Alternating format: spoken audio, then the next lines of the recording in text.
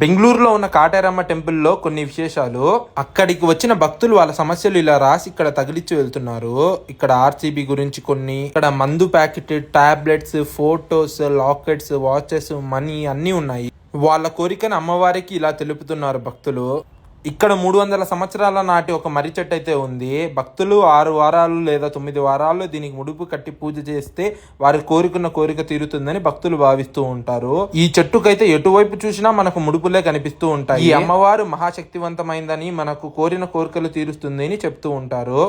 ఇక్కడికి వచ్చి తాళాలు వేసి వాళ్ళు కోరిక కోరుకుంటే ఆ కోరిక తప్పకుండా నెరవేరుతుంది అని భక్తులు భావిస్తుంటారు. అంతేకాకుండా ఇక్కడున్న కాటేరమ్మ విగ్రహం ముందు చాలా మంది భక్తులు హారతులు ఇస్తూ ఉంటారు. పిల్లలు కావాలనుకునే వాళ్ళు ఇక్కడ ఉన్న చెట్టుకు బుట్టలు అయితే కడుతూ ఉంటారు.